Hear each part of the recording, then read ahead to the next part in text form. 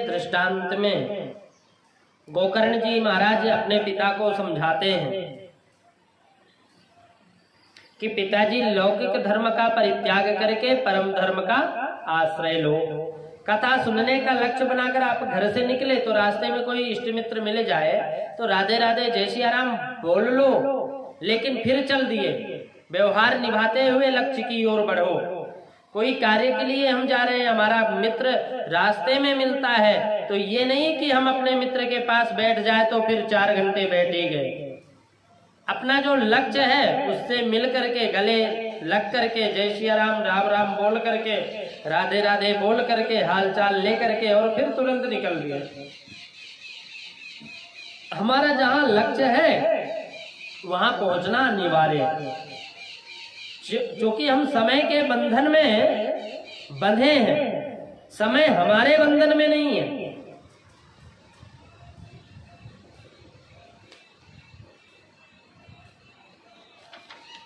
आए थे हरि भजन को और औटन लगे कपास।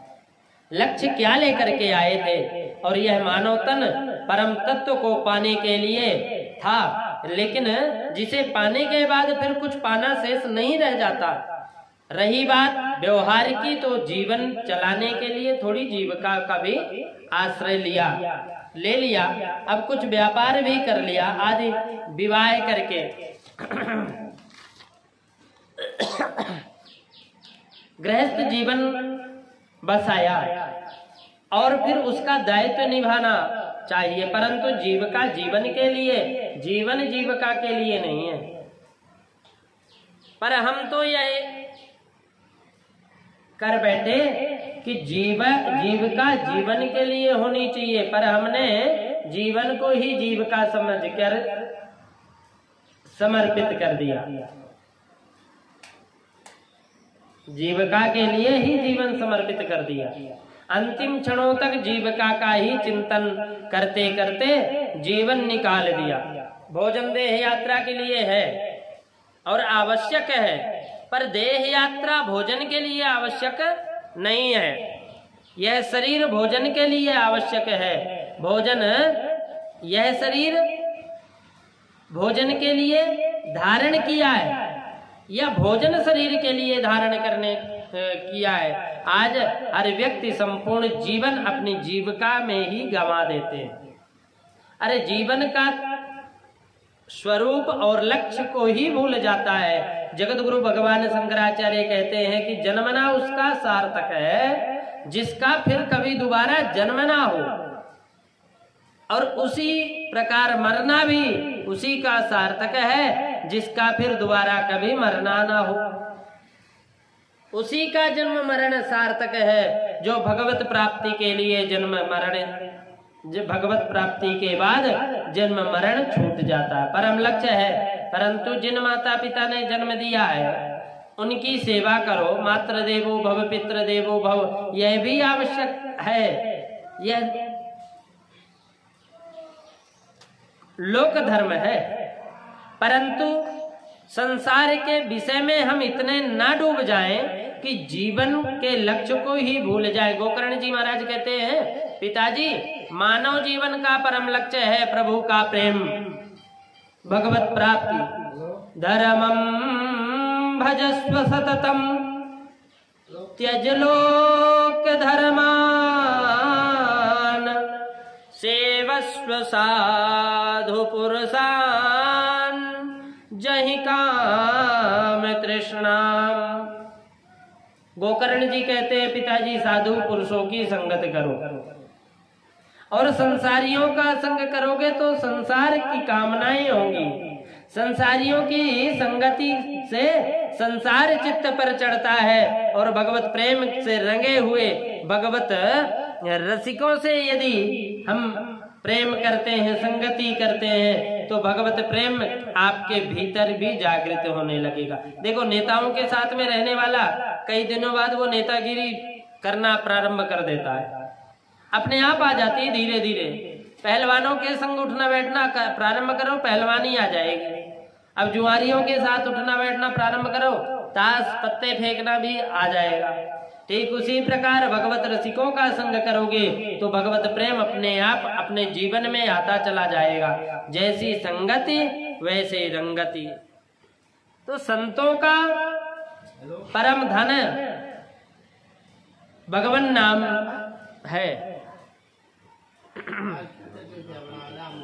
इसलिए संतों का संग करो। गोकर्ण जी महाराज कहते हैं, पिताजी भगवान की मधुर रसमयी कथा सुनो। जिसकी चर्चा ज्यादा से ज्यादा सुनते हैं चित्त उधर ही खींचता चला जाता। अच्छा, गोविंद के चरित्रों की के तो चरित्र ही खींचने वाले हैं। कृष्ण शब्द का अर्थ होता है करसतीत कृष्णा। जो मन को अपनी ओर खींचे वही तो, उसी का नाम तो कृष्ण है। इसलिए भगवत मधुर कथा सुनो, भगवत चर्चा ज्यादा से ज्यादा सुनो। ऐसा करने से आपका चित्त अपने आप ही भगवत रसिक हो जाएगा। गोकर्ण जी का एक एक शब्द आत्मदेव जी के बुद्धि में बैठ गया। बेटे का एक एक शब्द पिता के बुद्धि में बैठ गया। एवं सुतोक्ति वशतोऽपि गृहं विहाय यातो वनम स्थिर मतिर गति 60 वर्षः। 60 वर्ष में युक्तो हरेरनुदिनं परिचर्ययासौ श्री कृष्णमापनियतं दशमस्य पाठात्। 60 वर्ष की अवस्था में गति 60 वर्ष है। 60 वर्ष की अवस्था में आत्मदेव को अपने पुत्र की एक एक बात एवं सुतोक्ति वसतोपि गृहं विहाय, एक एक बात अच्छी तरह चित्त में बैठ गई और तुरंत घर को त्याग दिया।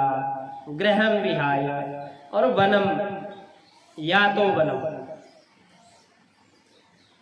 घर को त्याग कर वन की ओर चले गए। संतों के बीच में रह करके भगवत श्रीमद् भागवत के 10वें स्कंद का पाठ करते हुए नियतम श्री कृष्ण माप नियतम 10मस्य पाठात्, 10वें स्कंद का पाठ करते हुए भगवत चरणार विंद में रति करता हुआ ब्राह्मण अंत में परम गति को प्राप्त हुआ। अब पिताजी के बन जाने के बाद धुंधकारी ने माताजी को पकड़ा और माताजी को बोला कि माताजी सारा माल तुम्हें सौंप कर पिताजी गए होंगे, अब जल्दी जल्दी बता दो माल कहाँ रखा है, कितनी तिजोरियां छिपा रखी हैं। मैया बोली बेटा तूने घर में छोड़ा ही क्या है, अब तो बर्बाद, सब कुछ बर्बाद कर दिया, अब फूटी कौड़ी नहीं है, मैं तुझे कहां से ला कर दूं। डांटने लग गया माँ को। धुंधकारी बोला झूठ बोलती हो, नहीं बताओगी तो जलती लकड़ी से बुरी तरह पीटूंगा। क्ववित्तम तिष्ठति ब्रूहि हनिष्ये लत्तया नचेत। तब धुंधली रोने लगी, हाय हाय यह क्या हो गया, अब तो निश्चय ही यह दुष्ट मुझे मारेगा, कहाँ जाऊं, क्या करूं, कुछ समझ में नहीं आया। तो वो रात्रि में घर छोड़कर भाग गई और कूपे पातः कुतो कृतो रात्रौ तेन सा निधनम गता। वह अंध कुआं में जाकर के रात्रि के समय अपने जीवन का प्राणांत कर लिया। अब पिताजी संत के साथ गए, माताजी कुएं में गिर गई। तो अब गोकर्ण जी को लगा कि कहीं अब मेरा ही बारी ना हो। अतः तीर्थ यात्रा करने के बहाने भैया को समझा बुझा करके गोकर्ण जी निकल गए। अब धुंधकारी घर में बिल्कुल अकेला रहा। तो 5 गड़काओं को बाजार से बुलाकर घर में रख लिया और निरंतर चोरी डकैती डालना प्रारंभ कर दिया। अब उन चोरी डकैती करके जो भी धन एकत्रित करे उन देवियों को ला करके सौंप देता था। विचार कीजिए, ये आत्मदेव की कथा नहीं है, ये हम सब की कथा है। तुंगभद्रा नदी के तट पर रहने वाला यह ब्राह्मण आत्मदेव, उसी प्रकार यह हमारा शरीर भी तुंगभद्रा है। तुंग अर्थात श्रेष्ठ और भद्रा अर्थात कल्याण। जिसके द्वारा उत्तम कल्याण का मार्ग प्रशस्त हो, वह तुंगभद्रा है। वह हमारा मानव शरीर है। इसी में रहने वाला प्रत्येक जीवात्मा ब्राह्मण आत्मदेव है। देहात्म आत्मा देव रूपी जीवात्मा तो बेचारा भोला भाला है, पर यह संशयात्मिका जो बुद्धि रूपी उनकी पत्नी धुंधली है ना, बहुत खतरनाक है। एक दिन आत्मदेव जंगल में गया तो उसे भगवान की कृपा से संत का दर्शन हो गया, और संत ने जब संत को जब अपनी समस्या बताई तो संत ने बहुत समझाया, पर जब आत्मदेव ने नहीं मानी तो वरन आत्मदेव बोले हमें कुछ नहीं सुनना, हमें तो एक बेटा चाहिए। तो संत ने कहा ठीक है, यदि बेटा चाहिए तो यह फल अपने पत्नी को खिला देना। तो ध्यान से सुनना, बेटा हो जाएगा तो क्या पंडित जी फल अपने पत्नी को खिलाए? नहीं खिलाए। पंडित जी ने स्वीकार तो कर लिया कि खिला दूंगा, लेकिन ला करके देवी को थमा दिया कि खा लेना। तो समस्या ही, अगर वो खा लेती तो और पंडित जी खिला देते अपने सामने तो समस्या पैदा ही नहीं होती धुंधकारी की। परंतु गलती कहाँ हो गई कि खा लेना। अब धुंधली ने खाया नहीं। उसी प्रकार हम संतों के पास भी संतों के पास में जाकर बैठते हैं तो संतों का उपदेश तो बहुत सुनते हैं, ज्ञान हमें बहुत मिलता है, लेकिन ज्ञान रूपी फल भी प्राप्त होता है। संतों के वचनों से जो ज्ञान प्राप्त होता है वही दिव्य फल है। पर संत कहते हैं कि जो प्रवचन सुन रहे हो उसे अपने घर में जाकर जरा मनन पूर्वक अपनी बुद्धि में उतार लेना, इसे अपनी बुद्धि में रख लेना।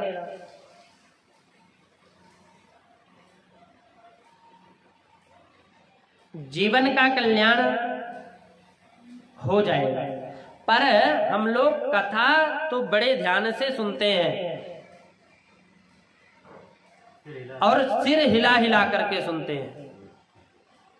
महाराज जी बहुत बढ़िया कर रहे हैं कथा, बहुत सही कही, परंतु बुद्धि स्वरूपा धुंधली हर उस बात का खंडन करती है जो सत्संग में अच्छी लगी ना, अपने कुतर्क के कैंची से काट देती है। और एवं कुतर्क योगेन तत्फलम नैव भक्षितम, जैसे धुंधली ने कुतर्क करके फल नहीं खाया, वैसे ही सत्संग में संतों से प्रसाद प्राप्त हुआ ज्ञान दिव्य फल अपने कुतर्क की कैंची से यह बुद्धि रूपी धुंधली काट देती और उस फल को नहीं खाती। परिणाम क्या होता है कि धुंधकारी घर में आ जाता है। सत्संग को जब तक हम व्यवहार में नहीं उतारेंगे, आत्मसात नहीं करेंगे, तब तक यह अज्ञान रूपी अंधकार धुंधकारी हमें सताता रहेगा। परंतु एक बात ध्यान देने की है, भले ही धुंधकारी ने फल नहीं खाया, धुंधली ने फल नहीं खाई, पर उसी फल के द्वारा गोकर्ण जी पैदा हुए, इसलिए आत्मदेव को रास्ता उसी ने दिखाया। पंडित जी जाओ, गुरु जी आगे। उसी प्रकार सत्संग में अच्छी अच्छी बातें सुनने को भले मिलती हैं, कुतर्क की बुद्धि हमें वह ज्ञान का फल खाने नहीं देती, परंतु सत्संग के सूत्र समय आने पर जीव का मार्गदर्शन अवश्य कराते हैं। और एक ना एक दिन ऐसा समय आता है कि हमें कभी विचार करना पड़ जाता है कि किम कर्तव्य विमूढ़ता। अब जीवन में कब आ जाए कोई भरोसा नहीं है। जब आ जाए कि अब क्या करें, अचानक क्या हो गया और कहीं से हमें इसका जवाब ना मिले, तो ऐसा क्षण कभी ना कभी जीवन में एक बार आता ही है। तो वही सत्संग का कोई ना कोई सूत्र उसे मार्ग दिखाने के लिए प्रकट हो जाते हैं। हाथ में टॉर्च है, बिजली का प्रकाश है, तो आवश्यकता नहीं समझ में आती, लेकिन जब बिजली चली जाए तो टॉर्च का आवश्यकता समझ में आती है। प्यास लगी नहीं, पानी बहुत सारा है तो लगता नहीं, आवश्यकता नहीं है, तो ऐसा लगता है कि क्यों है ये पानी का भार क्यों है। लेकिन जब प्यास लगी हो और कहीं पानी न मिले तो वही पानी का पात्र हमें भार नहीं, पानी का पात्र हमें अच्छा लगता है। और पानी जब हम जब पीते हैं तो उसका महत्व तो समझ में आता है कि रखने से क्या महत्व है। हम किसी को खो देते हैं, कोई हमारे पास रहता है, तब हम उसको नहीं समझ पाते, लेकिन जब हम खो देते हैं, हमसे कहीं दूर चला जाता है, तो हमें समझ में आती है कि वो कैसा व्यक्ति था। धुंधली अपने को संभाल नहीं पाई क्योंकि सत्संग विहीन थी, उसका जीवन सत्संग विहीन था, इसलिए कुएं में जाकर के मर गई। और आए दिन छोटी छोटी गलतियों पे लोग आत्महत्या कर बैठते हैं। जीवन का महत्व तो समझा नहीं, सत्संग कभी किया नहीं, सो अब थोड़ी सी समस्या आई तो समाधान जब नहीं मिला, सत्संग में कभी बैठे नहीं, समाधान एक ही निकलता, आत्महत्या। फिर भटकते रहो कई वर्षों तक। इसी प्रकार गोकर्ण जी महाराज तो अब तीर्थ यात्रा में निकल पड़े। धुंधकारी 5-5 गणिकाओं को ला करके घर में रख लिया। धुंधकारी बहुत दुनिया को लूटा और लूट करके गणिकाओं को धन सौंपा। एक दिन इतनी संपत्ति लाया कि गणिकाओं ने विचार किया कि बहन अब ये धन संपत्ति तो बहुत सारा हो गया अपने पास, और कहीं ना कहीं एक दिन अगर ये पकड़ में आएगा, राजा के सिपाही इसको पकड़ेंगे, ये पिटेगा तो हम लोगों का भी नाम लेगा, धन का धन भी जाएगा और कारावास में हवा भी खानी पड़ेगी। अब अपने पास पर्याप्त धन हो चुका है, इसलिए ठिकाने लगा दो इसे, तो जीवन भर आनंद करो। तो रात में ही धुंधकारी को नशे में पड़ा हुआ देखकर रस्सियों से बांध दिया, गले में फंदा डालकर जैसे ही 5 मारने लगी तो धुंधकारी चिल्लाया। तुरंत एक गणिका गई और चूल्हे से एक आग के अंगारे भर लाई और धुंधकारी के मुंह में ठूस ठूस कर भर दिया। तप्तांगार समूहाश्च तन्मुखे ही विचिक्षुपो अग्निज्वालाति दुखेन व्याकुलो निधनम गतः। आगे के अंगारों से विकल होकर के तड़प तड़प कर धुंधकारी मर गया और गणिकाओं ने उस शव को गाड़ दिया। धन का बंटवारा करके 5 अपने अपने घर चली गईं। सनकादि कहते हैं, नारद जी, जो धन से प्रेम करने वाली स्त्रियां होती हैं, ऐसी देवियों पर कभी विश्वास नहीं करना चाहिए। सुधामयं वचो यासाम कामिनां रसवर्धनम हृदयं क्षुरधाराभम प्रियः कुनाम योषिताम। इधर गोकर्ण जी यात्रा करते करते एक दिन जब पता चला कि हमारे भैया परलोक सिधार गए, तो उन्होंने गया में जाकर के तर्पण आदि कर दिया, श्राद्ध पिंडदान तर्पण किया और लौट करके गोकर्ण जी घर आ गए। अब रास्ते में आते आते रात हो गई, तो चुपचाप घर में आकर के थोड़ी सी जगह को साफ किया और रात में काफी रात हो चुकी तो वो आराम करने लग गए।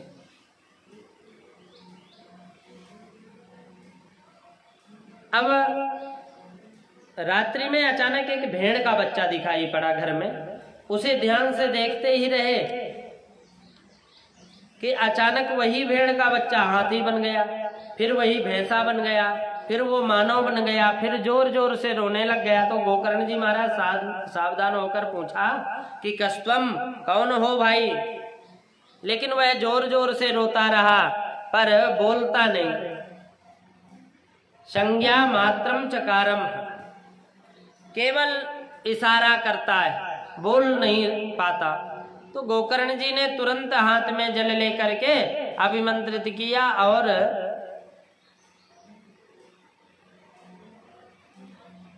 उसके मुख पर मारा।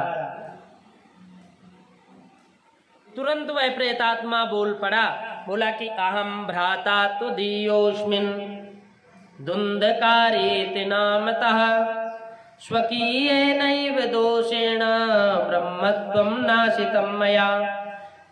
भैया मैं तुम्हारा भाई धुंधकारी हूँ, अपने ही दोषों के कारण आज ब्रह्मत्व में समाप्त करके मैं आज बड़ा भयंकर प्रेत बन करके भटक रहा हूँ। कितने पाप किए मैंने जीवन में, कितने दुष्कर्म किए, इसी का कोई जिसका कोई गणना नहीं है।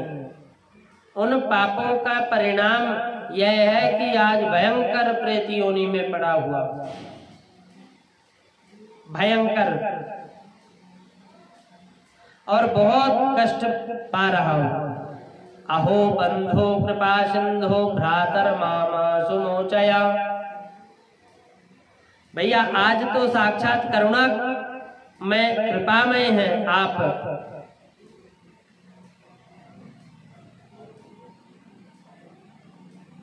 मुझ पर दया करो, मुझ पर अनुग्रह करो, मुझे इस संसार के भयंकर पीड़ा से मुक्त करो।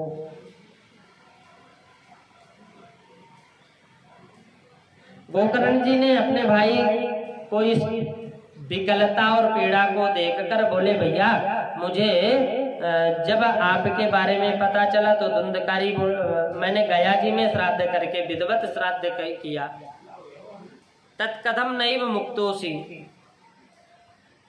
फिर तुम्हारी मुक्ति क्यों नहीं हुई?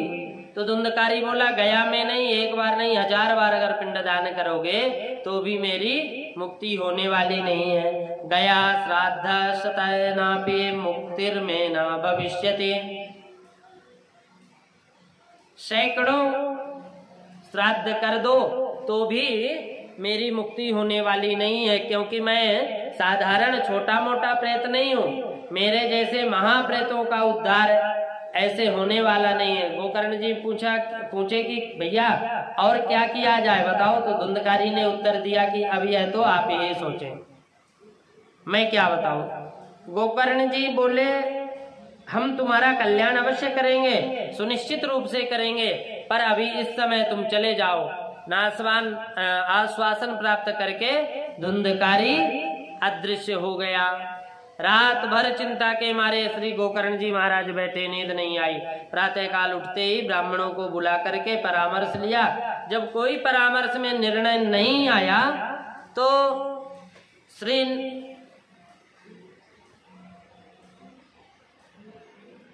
गोकर्ण जी महाराज ने अंत में सूर्य का स्मरण किया। भगवान भुवन भास्कर सूर्य को स्मरण करके तुभ्यम नमो जगत साक्षी ब्रूहि में मुक्ति हेतुकम। हे कृष्ण, हे जगत के साक्षी, हे नारायण, हे प्रभु, कृपा करके ही बताओ, आप ही बताओ कि मेरे भाई का उद्धार कैसे हो। भगवान प्रार्थना सुनते ही सूर्य भगवान ने दिव्य वाणी से आश्वासन दिया कि श्रीमद् भागवत मुक्ति, श्रीमद् भागवतान मुक्ति सप्ताहं वाचनम करो। सप्ताह वाचन करो।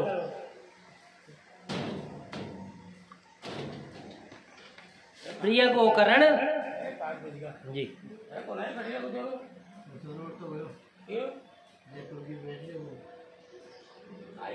जाओ मैं अपने भाई को श्रीमद् भागवत संहिता का सप्ताह विधि से श्रवण कराओ, निश्चित रूप से वह मुक्त हो जाएगा। सुनते ही गोकर्ण जी गदगद हो गए और गोकर्ण जी ने आषाढ़ मास में दिव्य भागवत कथा श्रवण कथा का आयोजन किया।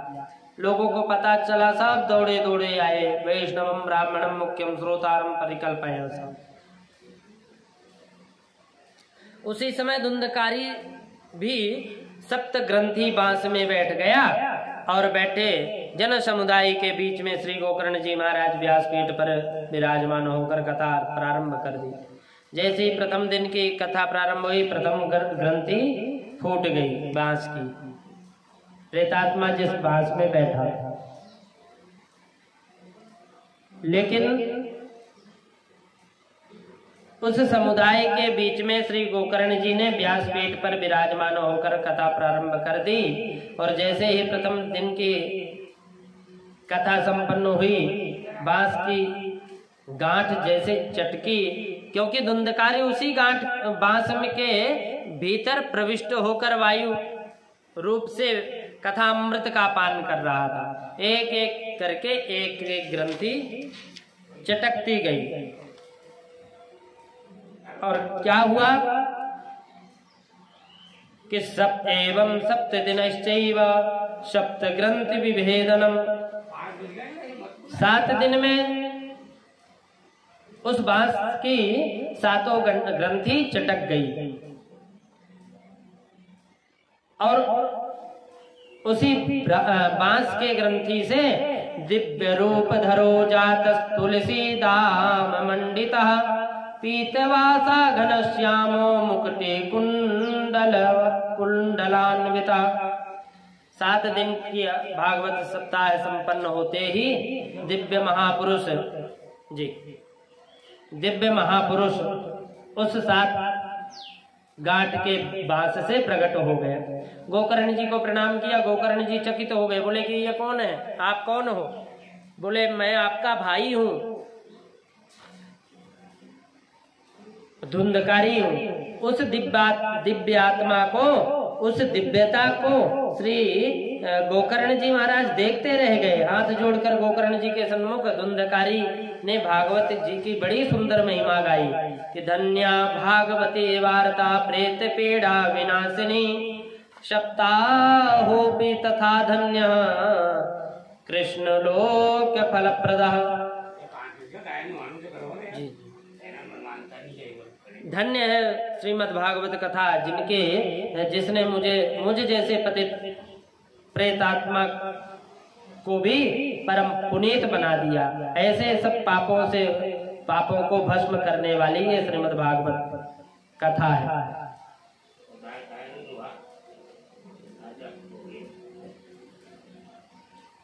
बुदबुदा इव तोयेसु मस्का इव जंतुसु, जैसे पानी में बुलबुला पैदा हुआ, फूट गया, मच्छर हुए, मर गए, ऐसे आप मानव शरीर पाकर के खाने पीने सोने में ही समय समाप्त करके चले गए, तो उन जानवरों में और हम में क्या अंतर है? भगवान की मंगलमयी कथा संसार के समस्त प्रकार के पापों को प्रक्षालन करने में समर्थ है। कथा मंदाकिनी में स्नान करते ही जीव समस्त पापों को धो लेते हैं। सारे संसार का कीचड़ धुल जाता है। भयंकर गर्मी पड़ रही हो, संसार कर दमाले प्रक्षालन पटीयसी, लंबी यात्रा करके पसीने से आप आए हो, लथपथ हो रहा है पूरा शरीर, धूल मिट्टी से पूरा शरीर, आपके शरीर में धूल मिट्टी लगी हो, लेकिन गंगा मैया में जैसे ही गोता लगाओगे सारी गर्मी गायब हो जाएगी, धूल मिट्टी सारी हट जाएगी और देह चमचमाने लगेगी। उसी प्रकार जीव का ताप और मैल दोनों ही भगवती ज्ञान गंगा में गोता लगाने से धुल जाते हैं। धुंधकारी जी ने भागवत महिमा गा ही रहे थे, इतने में एक दिव्य अलौकिक दिव्य विमान आकाश से प्रकट हुआ और विमान से भगवान के दिव्य पार्षद नीचे उतरकर धुंधकारी को भगवत धाम जाने के लिए आए। तो धुंधकारी सबको प्रणाम करके विमान में बैठ गया। तो गोकर्ण जी ने भगवत पार्षदों से पूछा कि अत्रैव बहवः सन्ति श्रोतारो मम निर्मला आनि तानि विमानानि न तेषां युगपत् कुतः। यहाँ हजारों लोग बैठे भागवत कथा अमृत पान करने के लिए, पान किया भी, लेकिन आपने सिर्फ और सिर्फ विमान एक ही लाए और वो भी धुंधकारी के लिए। तो पार्षदों ने क्या कहा कि बोला भैया गोकर्ण, श्रवणस्य विभादेन फल भेदोत्र संस्थितः, श्रवणं तो कृतं सर्वैर न तथा मननं कृतं, फल भेदस्ततो जातो भवनादपि मानद। कथा तो सभी ने सुनी, परंतु मन पूर्वक जो कथा श्रवण करता है, करना चाहिए, वह केवल धुंधकारी ही श्रवण की। कुछ लोग तो टाइम पास करने के लिए आते हैं, कुछ लोग सोने के लिए आते हैं, लेकिन जो आत्म कल्याण की कामना से आते हैं उनको निश्चित रूप से परिणाम अच्छा मिलता है। सब पार्षद विमान को लेकर के धुंधकारी के पास चले गए।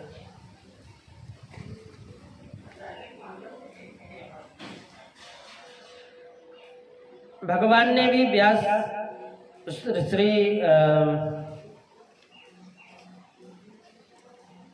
गोकर्ण जी महाराज को भगवान ने स्वयं आकर के हृदय से लगाए। जैसे अयोध्या वासिनः पूर्वम यथा रामेण संगता, तथा कृष्णेन ते गीता लोकम गोलोकम योगी दुर्लभम। जैसे श्री रामचंद्र प्रभु के समस्त अवधपुर वासियों अपने परम धाम को प्रस्थान किए थे, ऐसे ही आज गोकर्ण जी महाराज के साथ श्रोता समुदाय भगवान के परम पद को प्राप्त हुए। शनकादि कहते हैं, अब बताइए नारद जी, आप कह रहे थे कि कैसे कैसे पापी तरते हैं, के विशुद्ध्यन्ते मदन्तु मह्यो, तो बताओ धुंधकारी जैसा प्रथम श्रेणी का महापापी प्रेत योनि में भटक रहा है और वो भी मुक्ति प्राप्त कर लिया,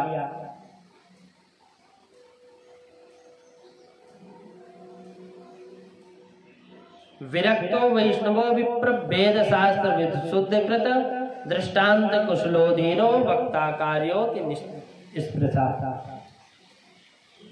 अच्छे कथाकारों को बुला करके फिर कथा श्रवण करना चाहिए। फिर विधि विधान कथा श्रवण करने का नियम,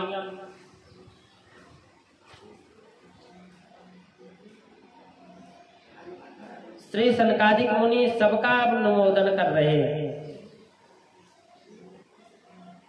कहाँ ही सुने ही अनुमोदन करें। उसी क्षण सुख रूप प्रबोधज्ञ धर्म शास्त्र विशारद, इस भावना से सुख रूप व्यास का पेट पूजन, व्यास पेट का पूजन करें। कथा समापन के श्रोता समुदाय नाम संकीर्तन करें। ऐसा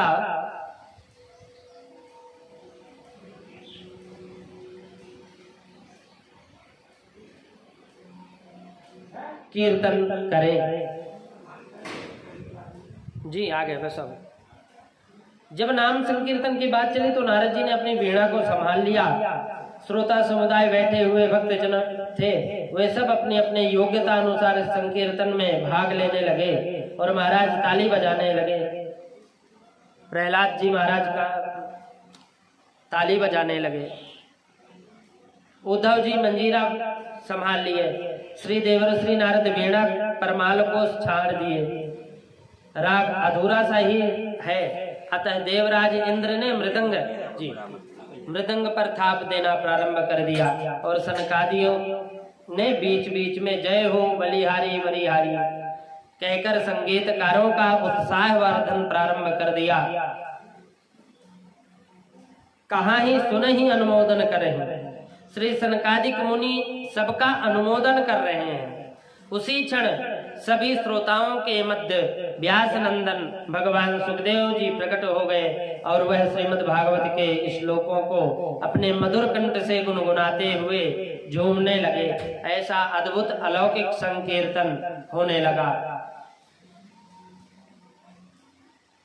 प्रहलाद स्थालधारी तरल गतितया चोद्धव कांसधारी वीणाधारी सुरसेश्वर कुशलतया राग कर्तार्जुनो भूत इंद्रो वादिंग मृदंग जय जय सुरकरा कीर्तने ते कुमारा यत्राग्रे भाववक्ता सरसरचनया व्यासपुत्रो बभूव। संगीत के 3 अंग गायन वादन और नृत्य। गायन वादन करने वाले महाप्रभु महापुरुष बहुत दिख रहे हैं, पर नाचने वाला कोई नजर नहीं आ रहा था। उसी समय उस कमी को पूर्ण करने के लिए भक्ति देवी अपने दोनों पुत्रों को पकड़ करके हाथ पकड़ करके संत समुदाय के बीच प्रकट हो गई और ताता थैया करते भाव में डूब गई और नाचने लगी। ननरत मध्ये त्रिकमेव तत्र भक्त्यादिकानां नटवत्सु तेजसाम् अलौकिकं कीर्तनमें तदेच हरिः प्रसन्नोऽपि वचो ब्रवीत् तथा। हरिः प्रसन्नोऽपि वचो ब्रवीत् तथा। हरिद्वार में गंगा के तट पर आनंद तट पर अलौकिक संकीर्तन प्रारंभ हो गया। कोई ताली बजा रहा, कोई गा रहा है, कोई वीणा बजा रहा, कोई मंजीरा बजा रहा है, अपने अपने मधुर कंठ से आलाप कर रहे हैं। कोई मृदंग पर थाप दे रहे हैं। समस्त श्रोता समुदाय, संत समुदाय, भक्त समुदाय झूम झूम कर नाम संकीर्तन करके नाच रहे हैं, गा रहे हैं। और प्रथम दिवस कि श्रीमद् भागवत महापुराण का जो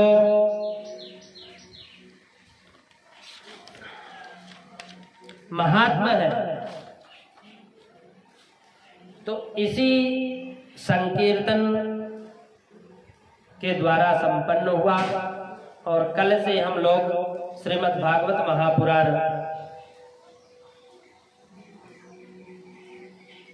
का श्रवण करेंगे।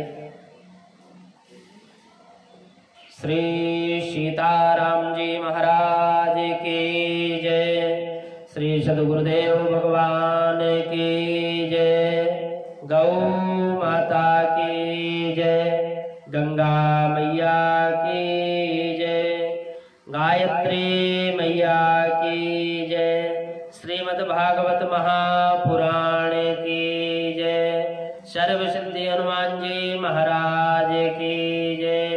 श्री सद्गुरुदेव भगवान की जय। श्री देवरहा बाबा की जय। सत्य सनातन